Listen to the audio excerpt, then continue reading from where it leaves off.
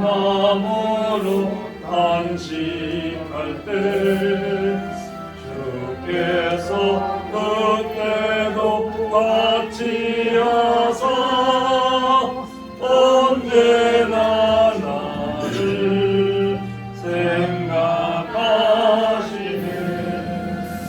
언제나 주는 나 살아가사 언제나 새 생명 주시나니 영광의 기약이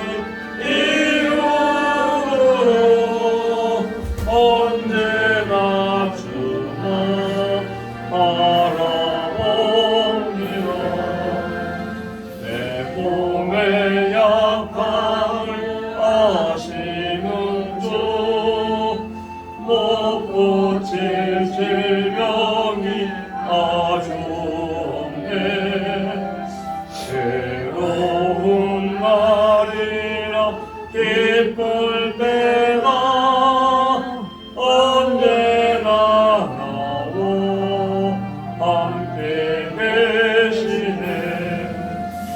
언제나 저는 날 살아가사 언제나 새 생명 주시나니 영광의 기약이 이루도록 언제나 주만 바라봅니다. 아멘.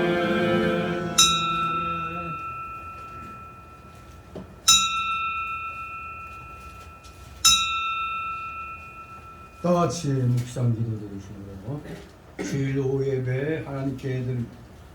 다 같이 묵도 드립니다.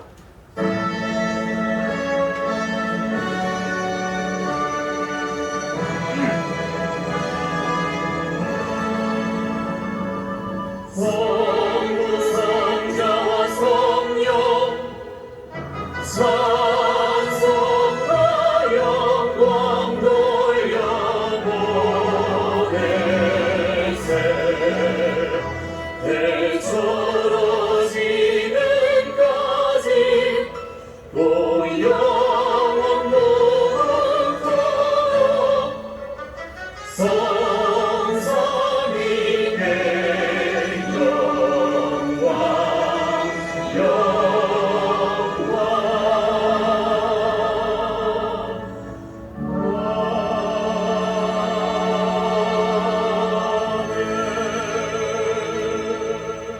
오직 여호와를 앙망하는 자는 새 힘을 얻으리니 독수리의 날개치며 올라간 같을 것이요 다른 박질하여도 곤비치 아니하겠고 걸어가도 피곤치 아니하리로다. 아멘. 다시 사도신경으로 신앙고백 하나님께 드립니다. 전능하사 천지를 만드신 하나님 아버지를 내가 믿사오며 너의 아들 우리 주 예수 그리스도를 믿사오니 이는 성령으로 잉태하사 농정로 마리아에게 나시고 본디오 빌라도에게 고난을 받으사 십자가에 못 박혀 죽으시고 장사한 지 사흘 만에 죽은 자 가운데서 다시 살아나시며 하늘에 오르사 전능하신 하나님 우편에 앉아 계시다가 저리로서 사는 자와 죽은 자를 심판하러 오시리라.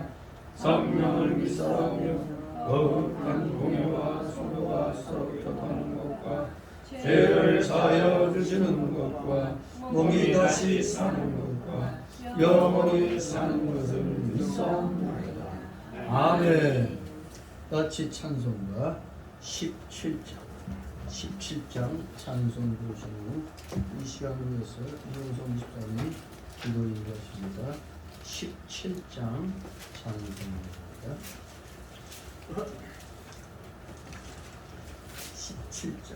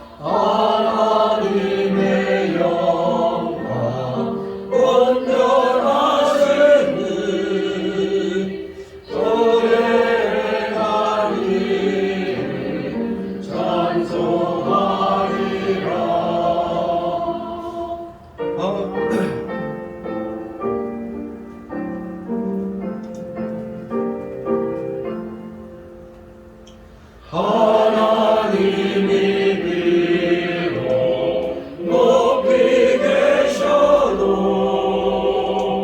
낮고 천한 사람 돌아보시네. 하나님이 비록 멀리 계셔도 교만한 자 심판하시네.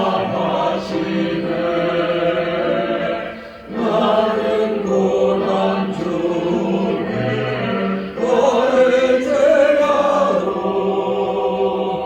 하나님이 나를 살리시리라.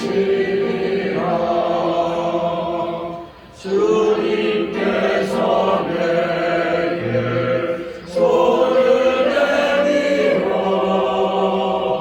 원수들의 화살 막아주시네. 오른손을 펴서 구원하시고 약속하신 말씀 이뤄주시네. 주의 자비하신 영원하시니 주의 자녀 멀리 하지 맙소서.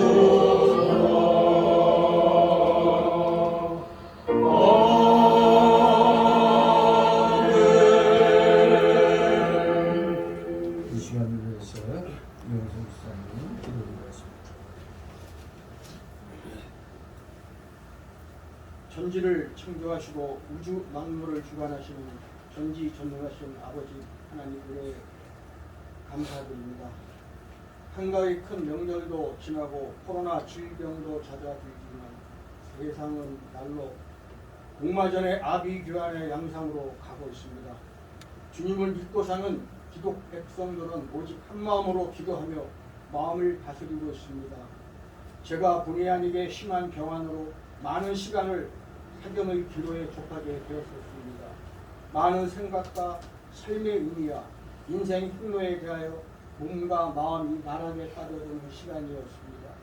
오늘 이 시간 주님께 기도드리는 자리는 목사님 이하 성은교회 신자 여러분의 기도로 응원받고 제 자신 간절한 주님의 믿음으로 치유되었다고 생각합니다.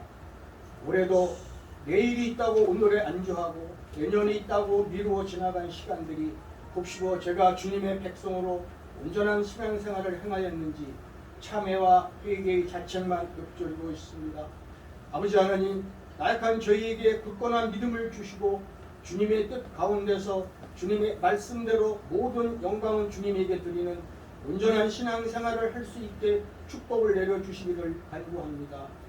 항상 은혜의 말씀을 전파하시는 목사님, 내조를 위하여 헌신하시는 사모에게 주님의 은총이 늘 함께 하시기를 소원합니다.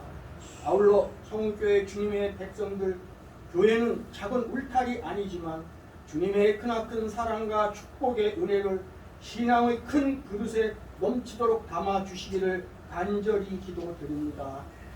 마치는 시간까지 함께하여 주시옵시고 영광 받으시옵소서. 우리를 죄악에서 구원하여 주신 우리 주 예수 그리스도의 이름으로 간절히 기도드리옵나이다. 아멘. 감사드립니다. 오늘 오후 시간 은혜와 은혜 함께 나누는 말씀은 구약성경 출애굽기 19장 1절에서 6절까지의 말씀입니다. 출애굽기 19장 1절에서 6절까지 교대로 읽습니다. 제가 먼저 읽습니다. 출애굽기 19장 1절부터 6절 1절. 이스라엘 자손이 애굽 땅에서 나올 때부터 제3월 곧 그때 그들이 시내 광야에 이르니라. 그들의 이름이 시내광야에 이르러 모세가 하나님 앞에 올라가니 여호와께서 산에서 그를 불러 가라사대 너는 이같이 야곱 족속에게 이르고 이스라엘 자손에게 고하라. 나의 애국 사람에게 어떻게 행하였으며 내가 어떻게 그들에게 원리를 너희에게로 인도하였으며 너희가 보았느니라. 세계가 다 내게 속하였나니 너희가 내 말을 잘 듣고 내 언약을 지키면 너희는 열국 중에서 내 소유가 되겠고 너희가 내게 대하여 제사장 나라가 되며 거룩한 백성이 되리라. 너는 이 말을 이스라엘 자손에게 고할지니라. 아멘. 예, 오늘 오후 시간 아주 기분 좋은 그러한 말씀이 되겠습니다. 언약을 지키는 자의 복. 한마디로 하나님의 언약을 지키면, 즉 말씀을 지키면 하나님이 복 주신다고 약속하십니다. 네, 아주 기분이 좋은 그런 말씀이 되겠습니다.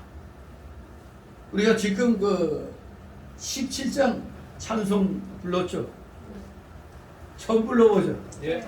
이거 이렇게 내용을 보더라도 얼마나 그 내용이 좋아요. 이 내용 가사도 그렇고 정말로 이 진리가 이 17장 가사 안에 다 들어있잖아요.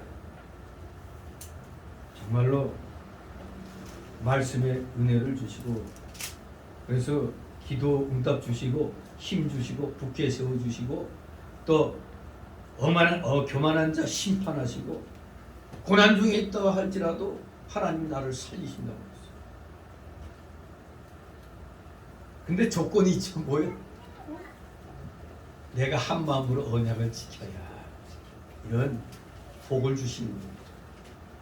이 좋은 찬송을 이 새 찬송가에는 쏙 빼놨습니다. 그러니까 양심불량의 사람들이 모여가지고 이 새 찬송을 만든 게 참 질이 낮은 그런 걸 만들어 놓은 겁니다. 아무튼 우리는 말씀에 입각한 진정한 찬송을 부르도록 해야 되겠습니다. 그것부터가 올바른 찬송 부르는 것부터가 언약의 말씀을 지키는 겁니다. 찬송 잘 올바른 찬송 부르면 복받는 또 길이 된다는 걸 우리는 알아야 되겠습니다. 오늘 여기 19장을 보면은 이제 바야흐로 이 하나님 백성들이 이스라엘 백성들이 출애굽하고 나서 시내산에서 하나님과의 언약을 체결하는 그러한 그 준비 상황을 우리에게 가르쳐 주고 있습니다. 이 원래 이 19장 1절부터 민수기 10장 10절까지 하나님과의 그 언약을 체결하는 그 내용에 대해서 아주 자세히 잘 설명하고 있습니다. BC 1446년 1월, 소위 유대역으로는 아비롤이라고 그러죠.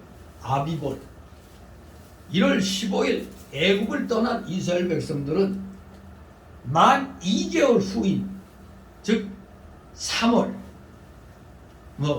시완월이라고도 얘기하는데 만 2개월 후인 3월 15일 마침내 하나님께서 모세에게 떨기나무 불꽃 가운데서 예언하여 주신 대로 시내산에 도착했습니다. 여기서 그들은 11개월 5일 동안 머뭅니다. 무려 여기에서 11개월 5일 동안 머뭅니다. 이게 민수기 10장 11절에 나와 있죠.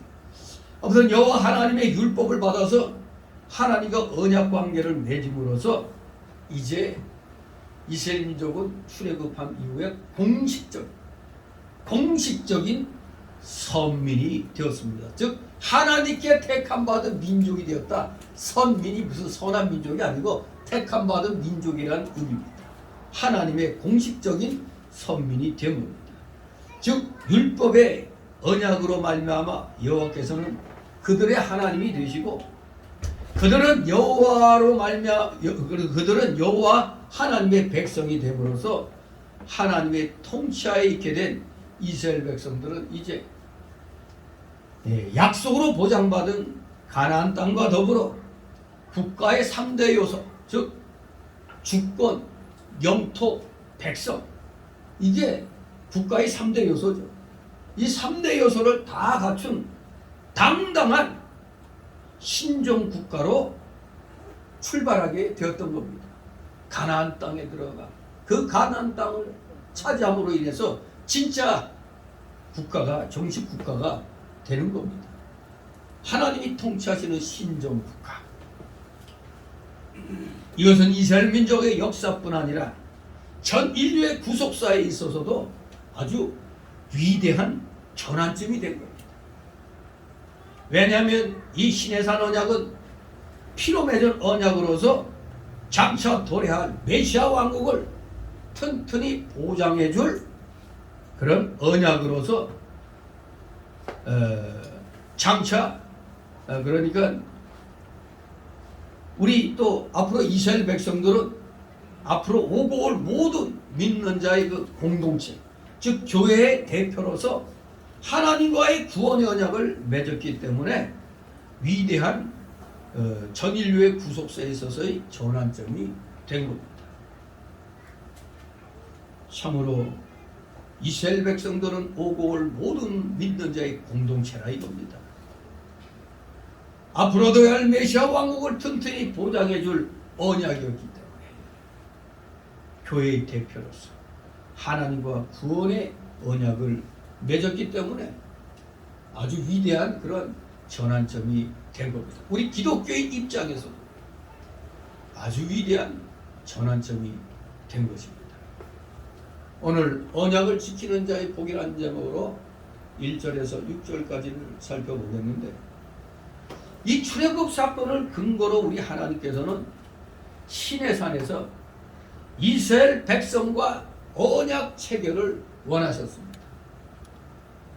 체결 방식은 그 당시의 그 문화적 배경 하에서 일반 백성들에게도 익히 알려져 있었던 여러 계약 형태 가운데 종주권적 계약 형태와 유사했습니다.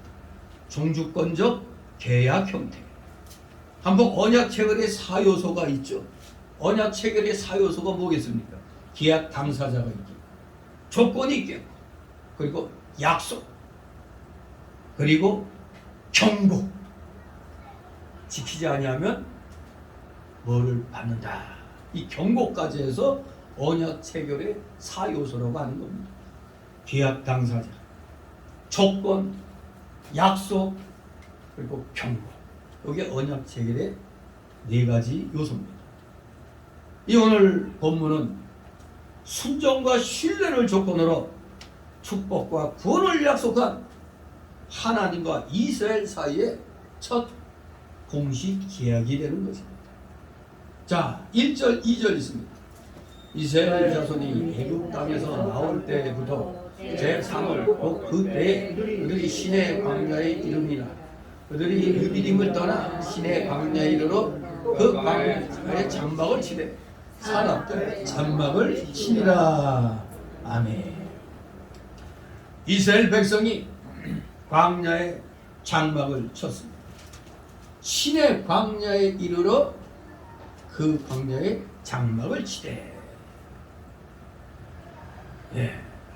이때는 출애굽 후 3개월째 되는 때였습니다. 사실 이곳까지 거리상으로는 멀지 않았습니다. 애굽에서부터.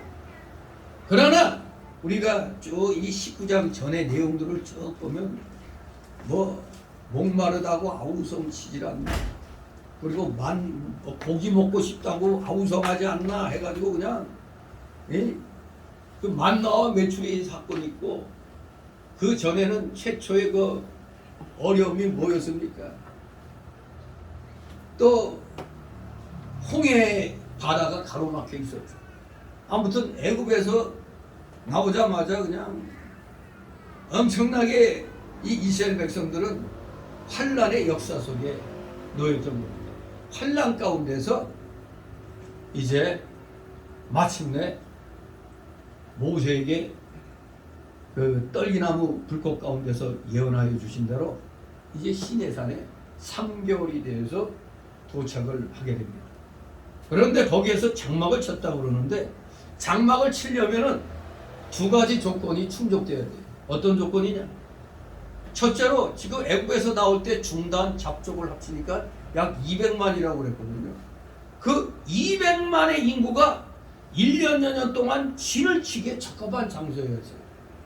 바로 여기에서 아까 초두에 11개월 며칠? 5일 11개월 5일 동안 머물러 있었다고 그랬죠. 민수기 10장 11절 보면 거의 1년 동안 진을 치고 머물러야 되는 장소여야 됩니다. 둘째는 여러 각도에서 시내산의 정상을 바라볼 수 있는 곳이어야 되는 것입니다. 따라서 이런 지역이 어딜까 오늘날 시각에서 추정해 보면은 시내산 남동쪽으로 약 5마일가량 뻗어 있는 세바의 평지다 이렇게 이제 추정을 하고 있습니다. 역사적으로 이 성경의 이 사건은 역사적인 사실입니다. 역사적인 사건 속에 구속사적인 그런 놀라운 역사도 같이 이렇게 소개되고 있는 겁니다. 구속사의 역사가 곧 세계사의 역사가 되는 겁니다. 세계의 역사. 아무튼 여러 가지 그 시험 속에서 많이 늦어졌어요. 진행이 늦어졌어요. 그래서 무려 며칠이면 와닿을 곳에 무려 3개월이나 걸렸던 겁니다. 오늘날 우리 성도들도 많은 시험을 당합니다. 하지만 그 신앙의 승리를, 신앙의 진보를 이루려면 그 많은 시험들을 우리가 극복해 나가야 돼요. 그 시험을 승리하지 못하면 우리 역시 여기 이스라엘 민족처럼 며칠이면 도달할 때를 3개월에 걸리듯이 우리의 신앙의 진보도 그만큼 늦어지는 겁니다. 어떻게든지 우리 신앙생활 중에 어려움을 만났다고 해서 중도에 낙심하거나 포기하면 안 됩니다. 끝까지 말씀에 의지해서 나가야 우리의 신앙이 한 단계 업그레이드 되는 것입니다. 3절 4절 있습니다. 모세가 하나님 앞에 올라가며 여호와께서 산에서 그를 불러 가라사대 너는 이같이 야곱 족속에게 이르고 이스라엘 자손에게 구하라. 아멘. 4절 읽어야죠. 나의 애국 사람에게 어떻게 행하였습니까? 내가 어떻게 독수리 날개로 너희를 얻고 내게로 인도하였음을 너희가 보았느니라. 아멘. 이제 하나님께서는 이 산에서 모세를 불러내어 이스라엘 자손에게 구할 말씀을 주셨습니다. 하나님께서 이스라엘 백성을 대적하는 자에게 행하신 일과 애굽 사람이 어떻게 행하였는가, 그 행하신 일과 또 이스라엘 백성을 독수리 날개로 업어서 인도하신 일을 이스라엘 백성이 직접 보았음을 상기시키셨습니다. 아니, 하나님이 이스라엘 백성을 독수리 날개로 업어가지고 어때? 이걸 어떻게 믿어? 독수리 날개로 업어갖고 와서요? 예. 이것은 비유한 거죠. 사랑의 하나님 팔로 하나님 백성을 보호하고 인도하시는 크신 하나님의 은혜와 능력을 지금 문학적으로 이렇게 표현한 말입니다. 독수리의 날개로 업어갖고 여기까지 인도했다 이겁니다. 사랑으로 보여주셨잖아요. 지금 앞에서 얼마나 많은 시험이 있었어요. 가장 큰 시험은 애굽의 추격병이 오는데 앞에는 뭐가 가로막혀 있었어? 홍해라는 바다가 가로막혀 있었잖아요. 이런 냇가도 아니고 바다였단 말이에요. 근데 마치 이제 도착해서 생각해 보니까 하나님이 그 크신 은혜로 우리가 여기까지 온 것은 정말 하나님이 독수리 날개로 덮어가지고 이렇게 업어갖고 온 것 같은 그러한 생각을 하게 만드는 거죠. 다 하나같이 이것은 하나님의 은혜를 잊지 말고 기억하도록 하신 말씀입니다. 요한계시록 3장 3절에 보면 그러므로 네가 어떻게 받았으며 어떻게 들었는지 생각하고 지켜 회개하라. 만일 일깨지 아니하면 내가 도적같이 이르니 어느 시에 네게 임할는지 네가 알지 못하리라고 했습니다. 우리는 항상 그래서 깨어 있으라고 그랬죠. 깨어 기도하며 우리가 준비하고 있어야 됩니다. 잠자고 있으면 안 되는 겁니다. 성도가 신앙생활이 피곤해질 때면 지난날 큰 은혜 받은 것을 생각해야 됩니다. 사실 그렇잖아요. 우리가 이 세상 살다 보면 힘든 일이 많잖아요. 하루하루 이거 어떻게 살아갈까 걱정되잖아요. 정말로 요즘같이 이 어려운 때는 더 하죠. 아무튼 그럴 때마다 지난날 내가 하나님께 어떤 은혜를 받았는가 이것을 생각하니까 역시 감당할 만한 시험을 주셨지 이렇게 생각하면서 이겨내는 겁니다. 다시 용기가 나서 일어나 다른 박질을 잘하게 되는 겁니다. 하나님이 일깨워 주시지 생각합니다. 하나님께서 이스라엘 백성을 도저히 벗어날 수 없는 애굽왕 바로의 학대에서 벗어나게 해주셨습니다. 400여 년 동안, 물론 400년 동안 뭐 다 노예 생활만 한 건 아니죠. 한때 좋은 날이 있었잖아요. 요셉이 애굽에 총리로 있을 때 아주 귀족계급처럼 이스라엘 민족이 대접받았는데 어느 날 왕조가 바뀜으로 인해 가지고 절지에 상류층에 있던 이스라엘 민족이 한순간 노예로 전락이 되어버리잖아요. 그래서 우리말에 그런 말이 있죠. 쥐구멍에도 볕들 날이 있다고. 근데 이스라엘 민족은 쥐구멍에 볕들 날이 아니라 도리어 그냥 쥐구멍 속으로 들어가는 날이 되어버렸죠. 정말로 이스라엘 민족으로서는 마른 하늘에 날벼락 같은 그런 일이 일어난 겁니다. 우리가 잘 살다가 못 살게 되면 견디기 힘들잖아요. 못 살다가 잘 살게 되면 다 괜찮은데 막상 잘 살다가 못 살게 되면 견딜 수가 없어요. 그래서 자살들을 많이 하죠. 우리가 월남이 자유월남을 있다가 공산 베트남, 공산 월맹에게 전쟁해져서 공산 국가가 됐을 때 무려 1000만 명 이상 되는 그 자유월남 사람들이 수용소로 들어가고, 왜? 정신개조 때문에 수용소로 가고, 또 일부 사람들은 도트피플에서 그냥 자유를 찾아 세상에 금세 뒤집힐 것 같은 배에 이 개 밑에 같이 올라타고 하다가 그 땅만 벗어나면 살 줄 알았는데 그냥 파도에 휩쓸려서 다 그냥 떼죽음 당하는 그런 일들 우리는 겪었잖아요. 정말로 잘 살다가 못 살게 되면 견디기가 어려워요. 그러나 이스라엘 백성들은 노예 생활로 떨어졌다가 절망 가운데에서 있다가 하나님의 은혜로 이제 모세라는 지도자를 통해서 그야말로 이제 다시 지구멍에서 벼뜨는 날을 경험하게 되는 거죠. 그런데 그것도 잠깐이었죠. 3일길 갔다가 대번에 아이고 먹고 싶어. 뭐가? 애국에서 먹던 수박, 참외, 뭐 오이, 고기 뭐 그랬잖아요. 그 3일 넘어가는 것 같다. 그렇게 못 견디었잖아요. 그래서 우리가 오늘날 왜 3일 예배가 있습니까? 수요일날? 바로 여기에 근거한 겁니다. 주일날 말씀 받았는데 뭐 3일 기다릴 것도 없죠. 예배 끝나고 나가면서 오늘 본문이 어디였지? 제목이 뭐였지? 그것도 잊어버리는 일이 많잖아요. 아무튼 이 이스라엘 민족은 400여 년의 애굽왕의 학대에서 정말로 하나님의 은혜로 벗어나게 되었습니다. 그러다가 절망 가운데 홍해바다를 만났지만 도저히 단번에 건널 수 없는 절망의 홍해바다를 만났지만 우리 하나님께서는 홍해바다를 어떻게 했어요? 물이 물러가게 해가지고 그냥 또 더구나 밤새 동투 불게 해가지고 질퍽질퍽한 그 바닷바닥을 팽팽하게 그냥 굳게 만들어가지고 육지와 같이 건너게 했잖아요.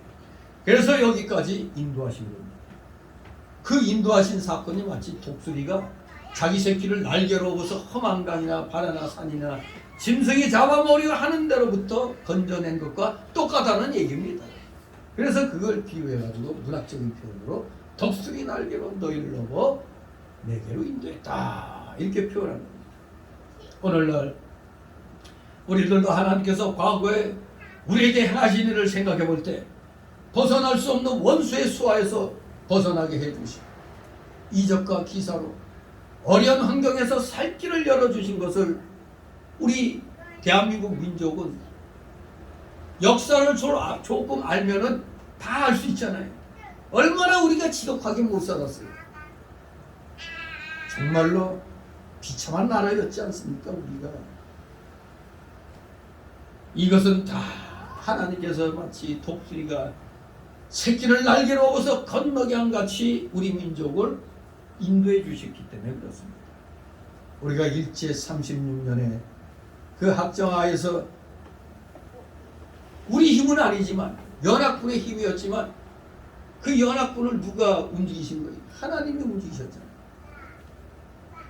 하나님이 움직이셔가지고 일제로부터 우리를 해방시켜 주셨죠. 그런데 또 악한 마귀들의 장난, 공산주의자들의 장난으로 또 6.25 전쟁이 일어났어요. 그때 얼마나 비참했어요. 우리 6.25 동란 때 그 사진 그 보면 비참하잖아요. 여기서 저 서울역까지 그냥 거의 다 폐허가 되고, 그리고 각 동네마다 그냥 시체가 산더미 같이 쌓여요. 근데 이 공산당, 즉 이 빨갱이들, 이 공산군들이 직접 쏴 죽인 것도 쏴 죽였지만 동네 빨갱이들이 더 지독하게 그 동네 사람들, 같은 동네 사람들을 다 쳐 죽였잖아요. 동네마다 우물, 옛날에 우물이 많았잖아요. 동네마다 우물이 시체로 가득 찼어요. 그런 걸 보고도 공산당이 좋다고? 저 빨갱이 편드는 놈들은 사람도 아니에요. 저 빨갱이 편드는 저놈들은 사람을 안 봐요. 저것들은 마귀 새끼들로 보지. 저건 기독교는 사랑인데 어쩌고저쩌고, 하나님의 공의는 어디다 팔아먹고 사랑만 외치고 있어요. 쓰레기 같은 것들. 그 비참한 유교의 전쟁, 거기서 그때 나오던 노래가 뭐였어요? 그냥 눈보라가 휘날리는 바람청난 부대가 있었을 때 그것도 있고, 또 그냥 부산에 얼마나 그 피난민들이 그 내려가서 소원이 환자집을 짓고 사는 게 소원이었잖아요. 그야말로 그때 그 나오던 노래가 뭐죠? 부산, 그 노래가 있었는데 부산 어디가? 아니 그거는 살 거라 나는 간다. 아니 그건 아닌데. 아무튼 그 부산 또 이제 다시 이제 서울로 올라오면서 다시 진격하면서 이제 또 부산 또 이별하는 거, 이별의 부산장 거자 하면서 이제 하는 그 모든 것들. 아무튼 참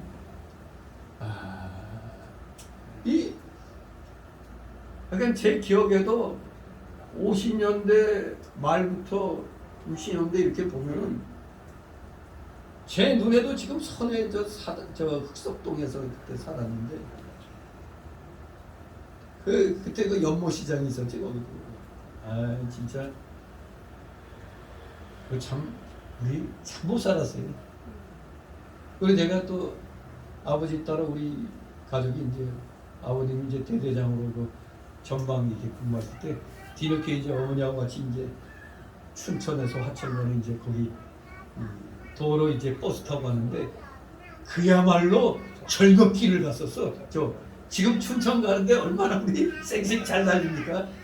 그 지금 내 눈에 선한 게 야 진짜 이 버스가 이렇게 가는데 그야말로 여러분 남떨어지 남떨이. 오음리고개.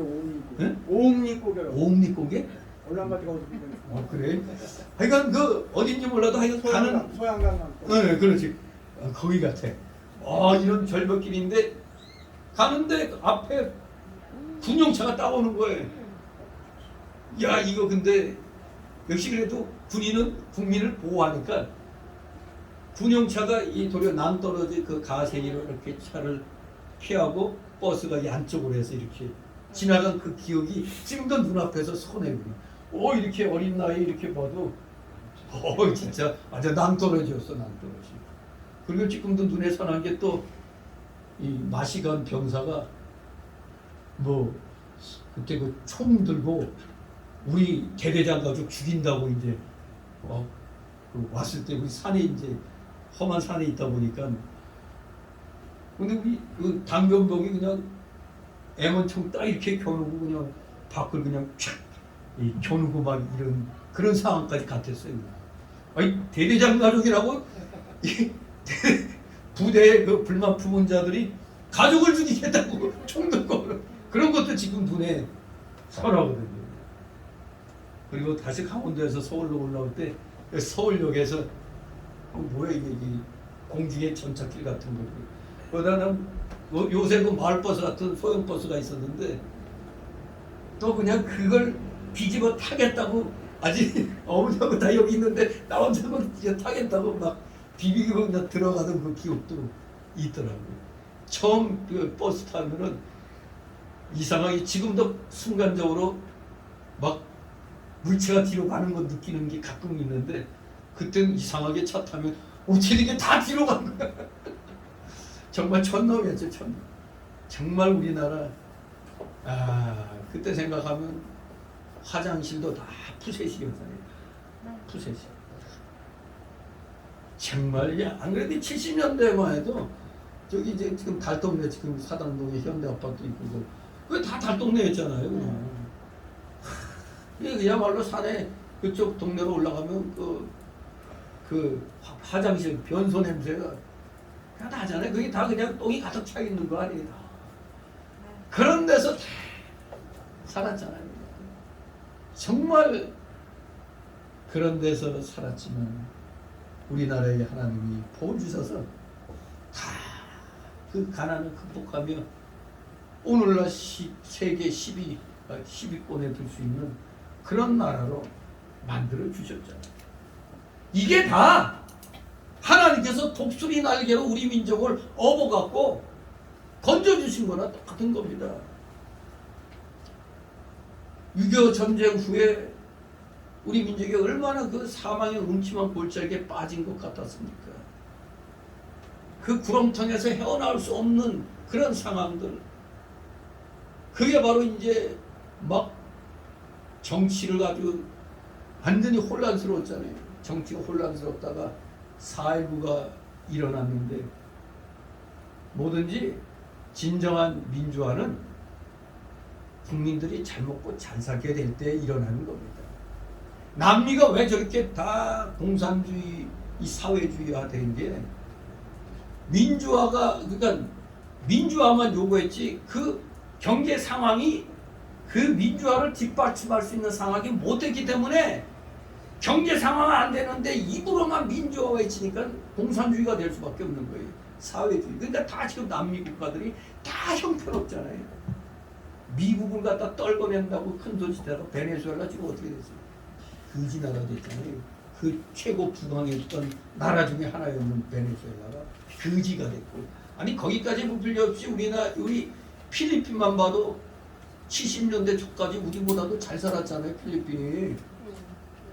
근데 미국 나가라 해가지고 나갔더니 속골된 거 아니에요, 그냥.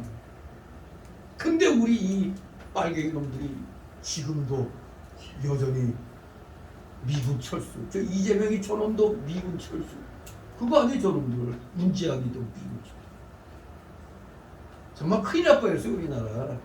정말로 기사회생한 겁니다. 오전에도 말씀드렸듯이 전체가 거의 다 어둠의 세력이 장악되어 있는데 간신히 일단은 정권은 찾아왔지만 이제부터 시작인 거예요. 저것들 진짜 적폐, 국민들의 삶을 윤택하게 하려면 진짜 저 검은 세력들을 다 제거하고 저놈들로부터 재산 다 몰수해야 되는 거예요. 저것들 엄청나게 국민 세금들 뽑아먹었어요. 최악의 상황이 좌파 시민단체가 얼마나 이 국민들 세금 뽑아먹었는지 몰라요. 저 윤미향이 저 정의연 저것들부터가 엄청난 돈을 빼먹었어요. 그러니까 윤 대통령이 딱이 될 거 알고 있죠. 좌파 시민단체 그것부터 지금 끊겠다. 그리고 저 조선족 의료보험 이런 거 다 낼 만큼 내고 나서 혜택 받아야지. 찌꺼리만큼 내놓고 엄청 혜택을 받잖아요.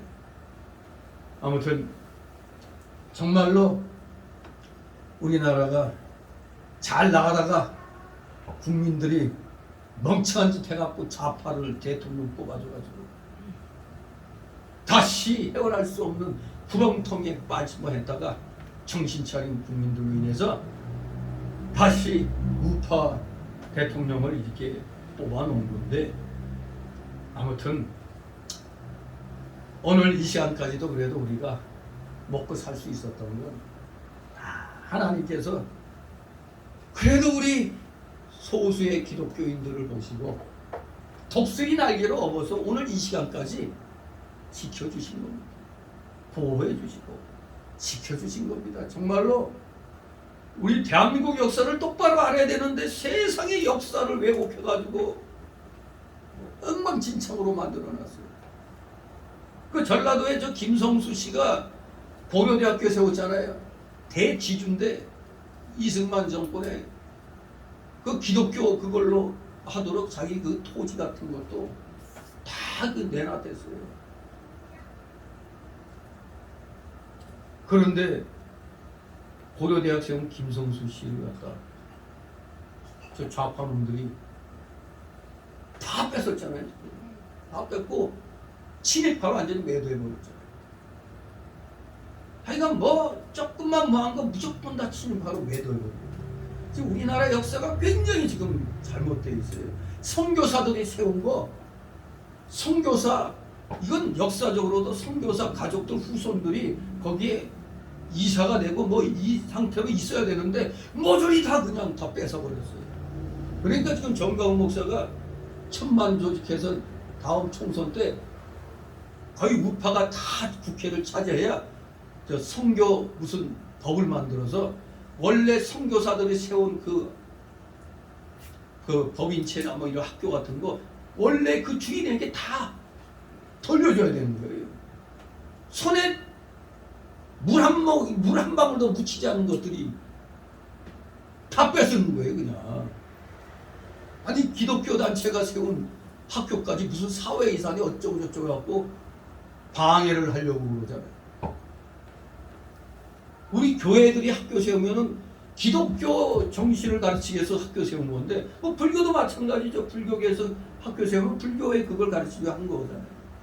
그럼 당연히 기독교는 기독교에서 그걸 완전히 그 좌지우지해야 되는데 무슨 놈의 무슨 사회이사가 들어와가지고 뭘 그걸 방해해. 말도 안 되는 짓이죠.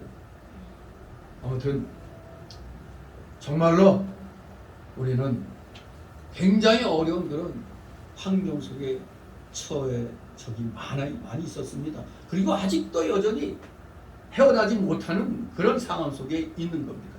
그래도 여하튼 전반적으로는 그래도 우리가 그나마 이제 자유민주주의 체제로 다시 이렇게 또 숨 쉴 수 있는 것 또한 이건 하나님이 독수리 날개로 업어서 우리를 이렇게 인도하시고 보호해 주신다. 그렇게 우리는 정말로 감사해야 되는 겁니다.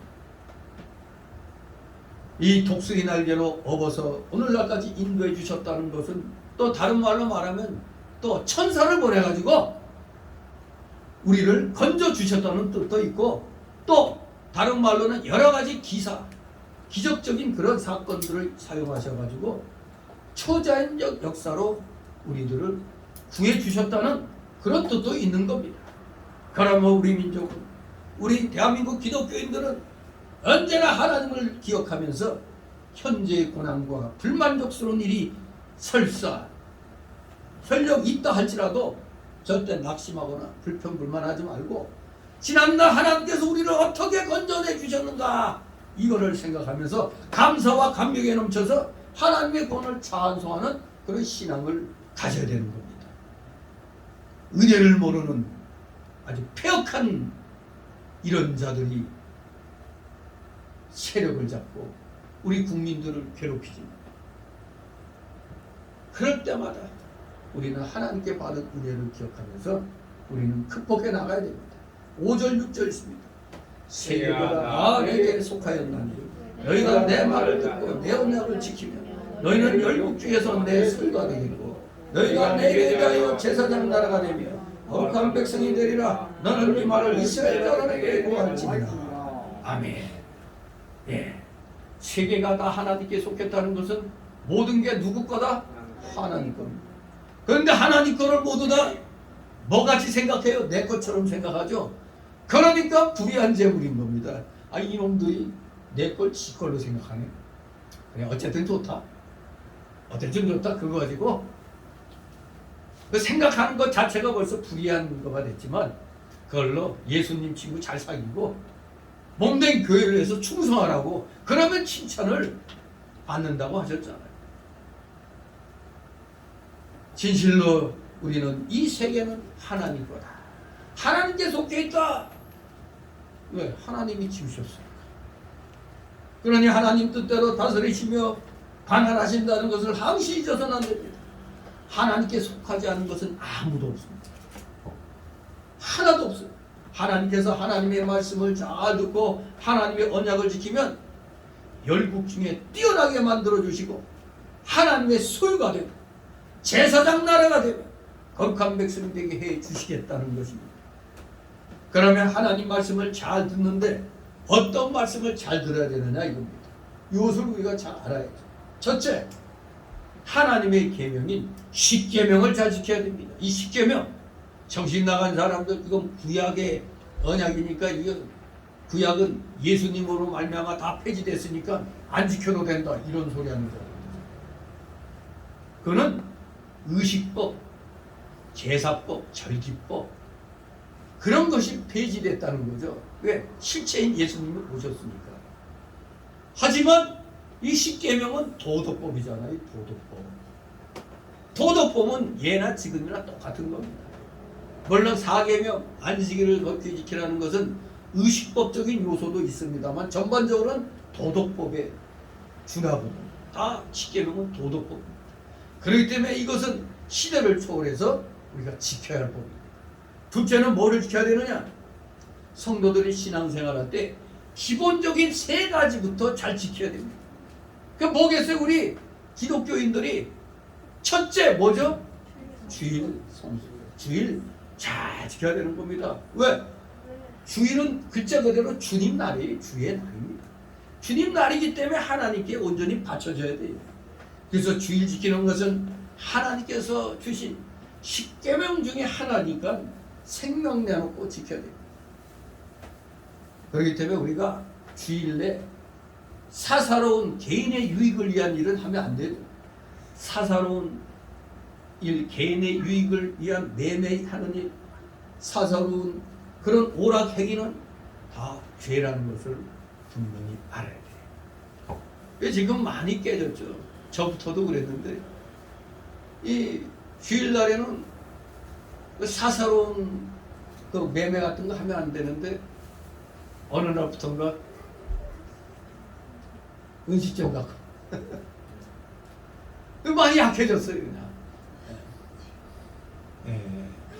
근데 그 정신은 분명히 알아야 돼요. 목사들부터가 뭐 주일날 뭐 하면은 음식점 예약해가지고 거기서 막 모임 갖고 이거 목사들부터가 다 무너졌어요. 이게 사사로운 것을 매매를 하면 안 돼요. 옛날에 박유선 목사님 같은 경우는 뭐 미국에서 누가 오는데 교회에서 그거 갖고 또 문제가 생겼잖아요. 주일날 돈 쓰면 안 되는데 어떻게 돼? 택시나 뭐 버스 타고 가야 될 거 아니에요. 그냥 돈 쓰잖아 돈. 하지만 너무 지나친 거죠. 왜? 외국에서 오는 손님을 갖다 이제 맞이하기 위해서는 그건 공적인 일이니까 공적인 일은 쓸 수가 있는 겁니다. 우리가 교인들 주일날 모시러 다니고 하는 이것도 교인들이 뭐 주일날 또 오기 위해서 차 타고 하는 거 이거는 어쩔 수 없는 거잖아요. 이거는 뭐 이런 것까지 뭐 너무 그러니까 옛날에는 그만큼 철저했다는 얘기입니다. 그만큼 아무튼 오직 돈을 쓰더라도 하나님의 영광을 위한 일 외에는 그리고 또 먹는 거는 생명과 관계되는 거니까 배고프니까 뭐 준비가 안 됐을 때 사 먹어야 되겠죠. 마치 이것은 옆집에 불났어. 우리 어떻게 해야 되죠? 거룩하게 예배만 드려야 된다. 모든 양동이 들고 나가가지고 빨리 불 꺼야죠. 불나는 건 잘못하면 우리 여기 또 다 타 죽을 수가 있는 거잖아요. 생명과 관계되는 일은 해야 돼요. 누가 여기 차에 치여서 쓰러졌는데 오늘은 거룩한 주일이니까 교회 나간다. 이거 아니죠. 생명부터 살려야 되죠. 생명과 관계되는 일은 해야 되는 거예요. 아무튼 중요한 것은 주일은 정상적으로 성경적으로 바로 지켜야 된다. 그 두 번째는 우리 성도로서의 의무죠. 의무. 우리가 국가 이 나라 백성으로서 뭐 되죠? 세금 내듯이 우리 성도들은 또 자기가 버는 게 있으면 11조 드려야 돼요. 11조. 왜? 하나님 거기 때문에 그렇습니다. 하나님이 9개를 우리를 주잖아요. 90%는 너 가져. 10%만 나한테 바쳐. 이건데. 근데 우리는 아까워하잖아요. 그거 다 내 건데? 근데 내 건데 하는 게 벌써 그 순간 그 재물은 뭐가 돼요? 불의한 재물이 되는 거예요. 불의한 재물이 돼요. 하나님 것을 하나님께 드리지 않는 건 도적이라고 그랬습니다. 말라기 3장 8절에 사람이 어찌 하나님 것을 도적질하겠느냐. 그러나 너희는 나의 것을 도적질하고도 말하기를 우리가 어떻게 주의 것을 도적질하였나이까 하더라. 이는 그 11조와 허물이라 했습니다. 진실로 우리가 성도된 의무를 다해야 되겠습니다. 세 번째는 뭡니까? 우상의 재물을 먹지 말아야 됩니다. 우상의 재물. 이게 우리 성도들 신앙생활할 때 기본적인 세 가지예요. 우상재물. 우상재물을 먹는 일은 그 재단에 참여하여 우상 섬기는 것과 같다고 고린도전서 10장 18절에 말씀하고 있어요. 근데 만약 어느 집에서 이사해갖고 떡 돌렸어. 그거 받아야 돼, 안 받아야 돼? 묻지 말고 받아야지. 자칫하면 어떤 집은 고사진해가지고 돌리는 경우도 있죠. 근데 고린도시에는 사실 거기에 바울 사도가 개척했지만 거기서는 자칫하면 굶어 죽어. 왜? 시장에 나온 거 다 우상에게 제사 드리고 난 그게 팔려 나온 거거든요. 그러니까 바울 사도가 묻지 말고 먹으라고 그랬잖아요. 묻지 말고 그냥 사 먹으라. 근데 문제는 이거 제사 지낸 건데 알게 하면은 그 사람을 위해서도 내가 먹으면 입에 넣었다가 뱉어야죠. 알았습니다. 모르는 건 괜찮아요. 모르고 먹는 건 괜찮은데 일단 알면은 내 양심이 이거 우상에 바치는. 물론 우리가 우상잼을 먹었다고 해서 구원에서 탈락되거나 그건 아니에요. 그러나 성화에 실패한 겁니다. 알고도 먹었으니까. 그러니까 우상잼을 먹는 건 그 재단에 참여하여 우상 섬기는 것과 같기 때문에 절대 알고는 먹어서는 안 됩니다. 우리가 조상에게 제사한 음식도 마찬가지입니다. 다 귀신에게 제사한 거기 때문에 우상의 제물인 겁니다. 절대 귀신에게 바쳐진 것은 먹으면 안 되는 겁니다. 내 양심이 약해지는 거예요. 어떤 정신 나간 목사는 이거 뭐 하나님의 영광을 위해서 먹으면 된다고. 아무것도 아니야. 물론 아무것도 아니에요. 그러나 분명히 말씀하시고 말씀으로 우상에게 제사 드린 건 알고는 먹지 말라고 그랬는데 알고는 먹으면 안 되는 거지. 물론 먹어도 상관없어. 그러나 알고 먹으면은 그만큼 나의 신앙의 그 공력이 깨지는 겁니다. 공력이 깨지는 겁니다. 일체 먹어서는 안 되는 겁니다. 이렇게 하나님 말씀을 잘 듣는데 어떤 말씀을 지켜야 되는가? 두 번째로서 기본적인 신앙생활의 세 가지를 지켜야 된다고 했습니다. 세 번째로는 각자에게 대한 하나님의 뜻을 바로 찾아서 순종하는 것이 하나님 말씀을 잘 듣는 겁니다. 그러니까 사람마다 그 자기 환경이 달라요. 그래서 그 신앙이 어떻게 적용되는가, 이게 신앙이 깊은 사람이 있고 3계단짜리가 있고 5계단짜리 있고 10계단짜리가 있잖아요. 거기에 따라 하나님은 거기에 합당한 그 명령을 주시거든요. 그러니까 자기에게 맞는 하나님 뜻이 있는 거예요. 믿음의 그 사람은 어린애 신앙인데, 예? 갓난 애기들에게 밥 주는 사람 있어요?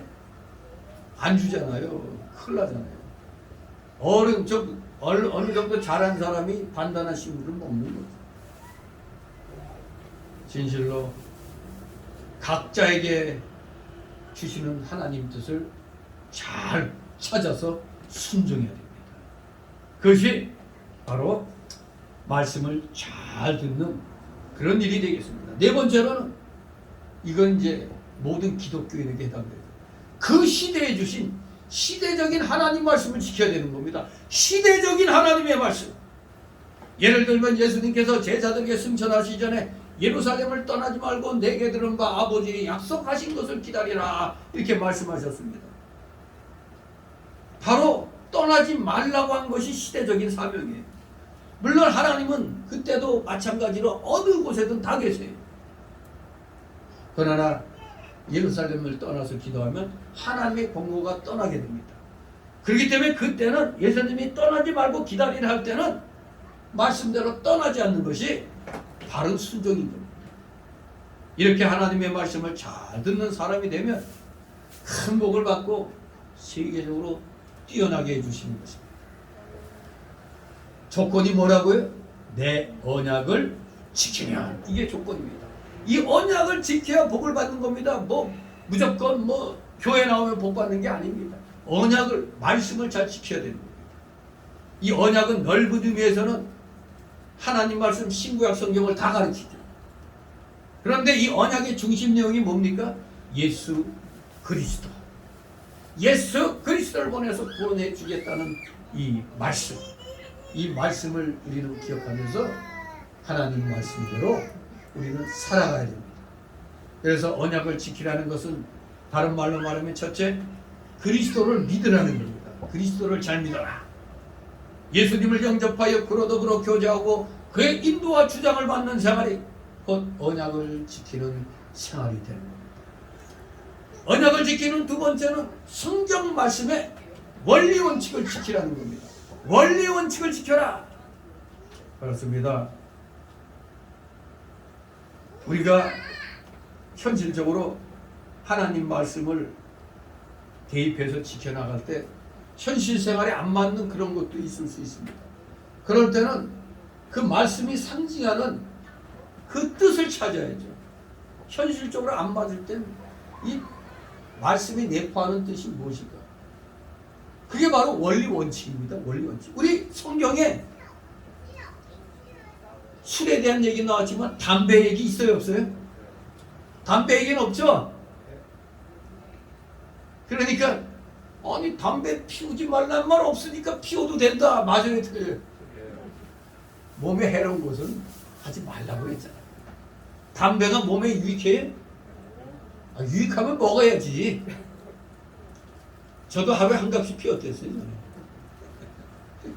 없으면 빈대 붙어갖고 친구한테 담배 좀 내놔 해가지고. 아무튼 여러분, 성경에 안 나온 말씀이라도 성경의 전체 원리 원칙을 따져가지고 뜻을 찾을 수가 있는 겁니다. 그렇기 때문에 원리 원칙을 바로 알려면 성경을 잘 알아야 됩니다. 우리 개혁주의는 철저하게 하나님 말씀 중심으로, 말씀 중심. 언약을 잘 지키면 세계 만민 가운데 하나님의 소유가 되고 하나님을 섬기는 제사장 나라가 되고 또 거룩한 백성이 됩니다. 누구의 소유니까 거룩한 백성이 되는 거예요? 하나님 소유가 되니까. 여러분, 만약 옛날 같으면 내가 왕족이야. 내가 왜 왕족이 됐죠? 나의 친척이 왕이니까 나는 따라서 그냥 왕족이 되는 겁니다. 그냥 왕족 되어 왔는 거예요. 왕족. 바로 하나님이 천하 만물의 주인이신데 우리가 하나님 백 소유가 돼버리니까 우리는 자연적으로 우리는 하나님의 귀한 이 백성이 되는 겁니다. 자녀가 되는 거예요. 그러니 하나님이 우리를 복을 주셔야 돼, 안 주셔야 돼? 그냥 주시게 돼 있는 겁니다. 하나님 자녀니까. 하나님 말씀을 잘 지켜 순종하는 자를 하나님께서는 세계 만백성 위에 뛰어나게 만들어 주시고 그 대표적인 나라가 오늘날 미국이죠. 미국. 조상들의 믿음에 더불어 오늘날 대우받는 거죠. 비록 지금은 이제 약해져 갖고 좀 세계 모든 나라들의 표적이 됐지만 그래도 여전히 아직도 세계의 1등 국가로서 존재합니다. 여러분들도 정말로 들어가도 복을 받고 나가도 복을 받는 여러분 되시길 소망합니다. 토지 소산과 우양의 새끼와 자녀에게 복을 내려주시고 또한 한 길로 대적이 치러오면 그 대적을 7길로 도망하도록 만들어버려요. 신명기 28장 1절 10절. 여러분 복과 저주에 대해서 알기를 원하면 신명기 28장을 1절에서 68절까지 잘 찾아보면 복에 대해서 저주에 대해서 아주 약하게 잘 기록되어 있습니다. 그러나 반대로 언약을 버리고 지키지 않으면 저주와 화를 받고 필경 망하게 된다는 것.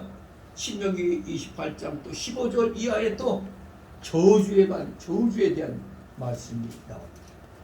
복과 저주. 우리는 어떤 민족이 되어야겠습니까? 어떤 개인이 되어야 돼요? 하나님의 복을 받아 누리는 그러한 민족, 그러한 우리가 되어야 되죠. 진실로 여러분들, 전 그래요. 항상 하나님 앞에 우리 작은 성원교회를 열심히 섬기는 우리 성도들이 꼭 이제 앞으로 물질의 복도 속히 좀 받게 해달라고 기도합니다. 아니 편하게 그냥 큰 교회 나가서 그냥 적당히 하면 그냥 그래도 믿음 잘한다는 소리 듣고 그냥 있는데 이 작은 교회 나가가지고 그냥 힘을 다해갖고 충성 봉사하는데 하나님께서 복 안 주시면 그건 안 되는 거죠. 이 공평한 게 아니죠. 반드시 여러분들이 복을 받을 수 있기를 소망합니다. 반드시 받을 줄 믿습니다. 그렇기 때문에 우리가 힘든 일을 만나면 항시 이겨나갈 수 있는 좋은 말씀이 있었죠. 뭐죠? 이 또한 지나가리라. 여러분 어려운 일 만나면 항상 이 말씀을 기억하시 바랍니다. 이 또한 지나가리라. 혹자는 이 말이 세상에서 가장 듣고 싶은 위로의 말이라고 하기도 합니다만 사실 흔히 살아가면서 힘들 때 위로받는 문장으로 자주 인용이 되긴 됩니다. 이 또한 지나가리라. 하지만 그 유래를 알면은 꼭 그런 것만은 아니다라는 것을 우리는 알고 있죠. 유래가 뭐였죠? 이스라엘 왕 다윗 왕에 관한 얘기였죠. 다시 기억을 상기시키기 위해서 한번 말씀드립니다. 다윗 왕이 어느 날 궁중에 보석 세공사를 불러서 지시를 냅니다. 내가 항상 지니고 다닐 만한 반지를 하나 만들고 그 반지에 글귀를 새겨 넣으라. 내가 전쟁에서 승리하거나 위대한 일을 이루었을 때 그 글귀를 보고 우쭐해하지 않고 겸손해질 수 있어야 되고 또 견디기 힘든 절망에 빠졌을 때 용기를 주는 글귀여야 된다. 무지하게 어려운 그 문제 아닙니까? 그래서 세공사는 일단은 최선을 다해서 최고의 반지를 만듭니다. 그런데 고민에 빠지고 말았죠. 이유는 도대체 이거 좋은 날에도 겸손해질 수 있게 또 극한 날에도 용기를 받을 수 있게 이런 말이 어디 있어? 그래서 고민하다가 지혜롭다는 솔로몬 왕자를 이제 찾아가 조언을 구한 겁니다. 더문이 다윗 왕의 마음에 들 수 있는 그 글기가 감을 잡을 수가 없었어요. 그래서 소문난 지혜로운 사람, 그다음 이제 왕자니까 솔로몬 왕자에게 찾아가서 조문을 구했더니 한참을 생각하던 솔로몬이 말했습니다. 이렇게 써놓으시오. 이 또한 지나가리라. 이 또한 지나가리가 그래서 유래가 된 겁니다. 이 또한 지나가리라. 이 세공사가 갸우뚱하자 솔로몬이 다시 말합니다. 승리의 순간에 이 글귀를 보면 자만심이 가라앉게 될 겁니다. 만약 절망에 빠졌다면 또 이내 표정이 맑아지고 용기를 얻을 것이다. 결국에는 시간이 해결해 주는 겁니다. 이 또한 지나가리라. 그래서 렌터 윌슨 스미스라는 사람이 이 문장 가지고 이런 멋진 시를 지었어요. 어떤 시냐? 제가 소개해 드릴게요. 큰 슬픔이 거센 강물처럼 네 삶의 밀려와 마음의 평화를 산산조각내고 가장 소중한 것들을 네 눈에서 영원히 빼앗아 갈 때면 네 가슴에 대고 말하라. 이 또한 지나가리라. 끝없이 힘든 일들이 네 감사의 노래를 멈추게 하고 기도하기에도 너무 지칠 때면 이 진실의 말로 하여금 네 마음에서 슬픔을 사라지게 하고 힘겨운 하루의 무거운 짐을 벗어나게 하라. 이 또한 지나가리라. 행운이 너에게 미소 짓고 하루하루가 환희와 기쁨으로 가득 차 근심 걱정 없는 날이 스쳐갈 때면 세속의 기쁨에 젖어 안식하지 않도록 이 말을 깊이 생각하고 가슴에 품어라. 이 또한 지나가리라. 너의 진실한 노력이 명예와 영광 그리고 지상의 모든 귀한 것들을 네게 가져와 웃음을 선사할 때면 인생에서 가장 오래 지속될 일도 가장 웅장한 일도 지상에서 잠깐 스쳐가는 한순간의 불감을 기억하라. 이 또한 지나가리라. 이렇게 이 또한 지나가리라는 이 글귀로 이렇게 또 멋진 시를 지었던 겁니다. 그야말로 위로와 또 격려의 그런 말이 되겠습니다. 우리 기독교인들 열심히 하나님의 영광을 위해서 일하다가 정말 생각지도 않게 엄청난 환난을 당할 때도 있는 겁니다. 그럴 때는 뭘 생각하라고? 이 또한 지나가리라. 하나님께서 피할 길을 주셨다고 그랬잖아요. 감당치 못할 때는 피할 길을 주신다고 그랬잖아요. 바로 잠시면 또 지나갑니다.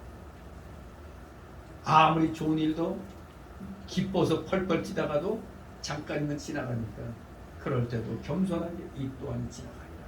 이러한 자세로 우리가 나가면 하나님이 주신 복에 대해서 어떠한 상황에서도 우리는 절대 낭망하거나 널뛰지 않고 교만 떨지 않고 우리는 중심을 잡고 겸손하게 하나님의 자녀답게 우리는 이 세상에서 살아갈 수가 있는 줄 믿습니다. 우리 모두 하나님의 이 귀한 약속의 말씀을 굳게 부여잡고 우리 모두 최선을 다하여 하나님 앞에 지극히 조그만 일일지라도 여기에 쓰임받는 여러분 되시기를 주님의 이름으로 축원합니다. 기도합니다. 거룩하신 하나님 아버지 은혜를 감사드립니다. 사랑하시는 자녀들 언제나 겸손함을 잃지 않게 하여 주옵소서. 때가 되면 하나님께서 반드시 우리 귀한 성교회 성도들에게 이 땅에 필요한 것 또한 채워주실 줄 믿습니다. 믿고 의지하며 최선을 다하여 충성하기를 다하는 사랑하시는 귀한 자녀들 다 되게 하여 주시옵소서. 감사드리며 예수 그리스도 이름으로 기도드리옵나이다. 아멘. 같이 찬송가 430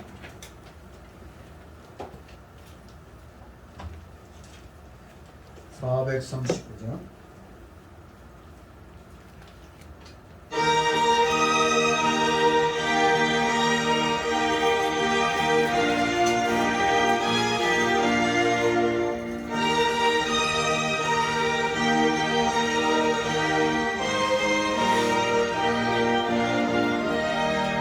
만세만 성열인 곳에 내가 숨어 있으니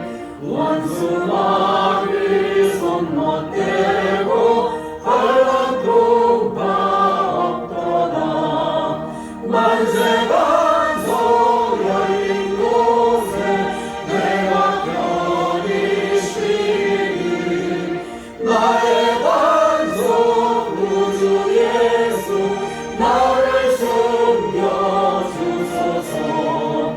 죄에 매여 죽을 인생 견디시길 바라니 주의 말씀 낡은 꿈에 내가 찾아 안기네. 만세 반석 열린 곳에 내가 편히 쉬니 나의 반석 구주 예수 나를 숨겨 주소서.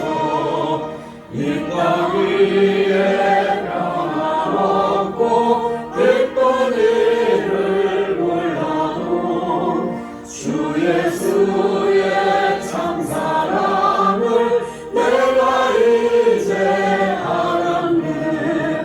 만세 반석 열린 곳에 내가 편히 쉬니 나의 반석 구주 예수 나를 숨겨 주소서. 험한 꿈과 지나도록 숨통으로 도우사 평화로운 피난처에 길이 살게 하소서. 만세 반석 열린 곳에 내가 편히 쉬니 나의 반석 구주 예수 너를 숨겨 주소서.